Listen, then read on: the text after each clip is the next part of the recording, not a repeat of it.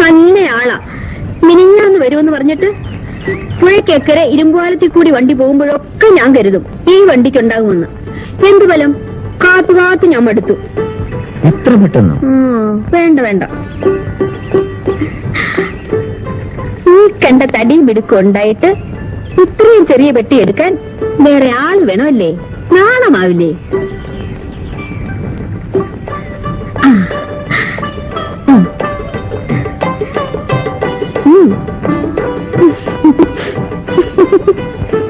ഞങ്ങളുടെ തെക്കേ പറമ്പിലെ ശർക്കര മാവ് നിറയെ കായ്ച്ചു. ഞാൻ എത്ര ദിവസം നോക്കി വെച്ചോന്നോ, പക്ഷെ ആള് വരണ്ടേ. ഒടുവിൽ ചീയിക്കാതെ ഞാൻ തന്നെ തിന്നു തീർത്തു. എത്ര നല്ല മധുരമായിരുന്നോ. ഇത്തവണത്തെ കാവിലെ വിളക്കിന് ഞാൻ പോയില്ല. എന്നിട്ട് ആവോ, കഴിഞ്ഞ വിളക്കിന് വാങ്ങിച്ചു വന്ന കുപ്പിവളകളൊക്കെ ഉടഞ്ഞുപോയി. സാരമില്ല, ഉടയാത്ത സ്വർണ്ണവള വാങ്ങിച്ചു തരാം. പിന്നെ വാങ്ങിച്ചു തരും. പിടിച്ചോ. അയ്യോ, വരുന്ന വിവരത്തിന് ഒരു കാർഡ് അയക്കാനില്ലേ കുഞ്ഞ്? ഞാൻ റെയിൽവേ സ്റ്റേഷനിൽ വന്ന് കാത്തു നിൽക്കില്ലായിരുന്നോ? വീട്ടിലെല്ലാവരും കാത്തിരിക്കുക. വരൂ. വേണ്ട മണിക്കരെ, വിടൂ, ഞാൻ പിടിച്ചോളാം. വരട്ടെ മണി. പൊയ്ക്കോളൂ.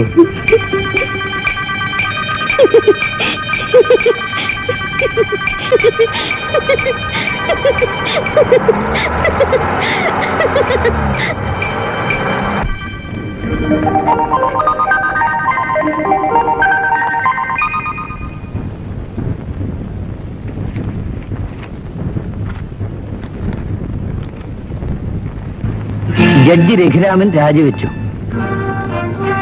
ജഡ്ജി രഘുരാമൻ രാജിവെച്ചു.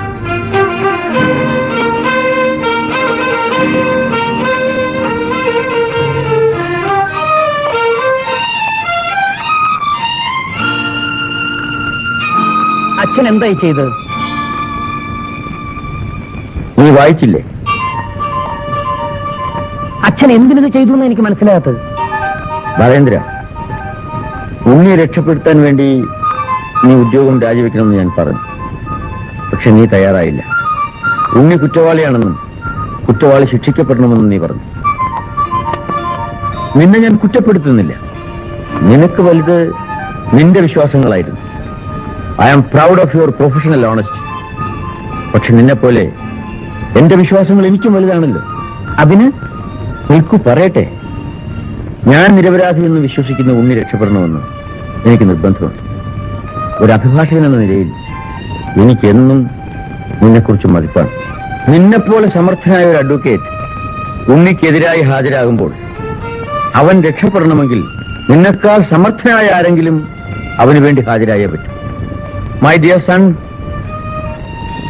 I am proud of you. നിന്നെ എതിർത്ത് തോൽപ്പിക്കാൻ നിന്നെക്കാൾ ശക്തനായി ഇന്നിവിടെ നിന്റെ അച്ഛൻ മാത്രമേ ഉള്ളൂ. What you mean? Yes my dear son, I mean what I Z.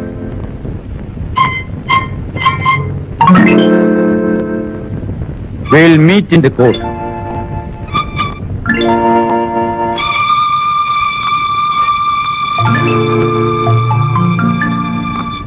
വിവരമുള്ള ആരെങ്കിലും ചെയ്യുന്ന കാര്യമാണോ ഇത്?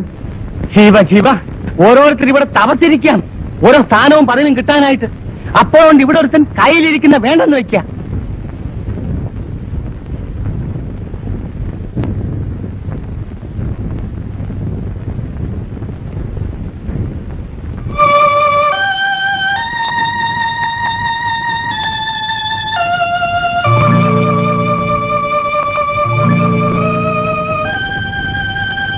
നിഷേധിത്തരമല്ലേ ഇതെല്ലാം? വീണ്ടും വിചാരമില്ലാതെ ഓരോന്ന് പ്രവർത്തിക്കുക. ആ ബാക്കിയുള്ളവരുണ്ടല്ലോ പിന്നെ പുറകെയാണെന്ന് കഷ്ടപ്പെടാൻ. കേട്ടോ രഘുരാമൻ, ഒട്ടും താമസിക്കണ്ട. ഉടനെ പോയി രാജിക്കത്ത് തിരിച്ചു വാങ്ങുക. രാജി പിൻവലിക്കുക. ക്ഷമിക്കണം, അത് സാധ്യമല്ല. സാധിക്കില്ലെന്നു ആകട്ടെ, ഇതിനെന്താ കാരണം? രാജിവെക്കാനുണ്ടായ കാരണം എന്താണെന്ന് അറിയണമല്ലോ. എല്ലാ കാര്യങ്ങളും ബോധ്യപ്പെടുത്താൻ കഴിഞ്ഞെന്ന് വരില്ല.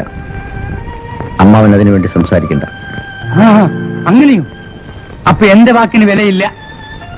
എന്നെ വില വെക്കാത്തടത്ത് ഞാൻ എന്ത് നിൽക്കണം? ഇല്ലില്ല, ഞാൻ പോവുകയാണ്. ഇനി പഠിക്കാത്ത ഞാൻ കയറി.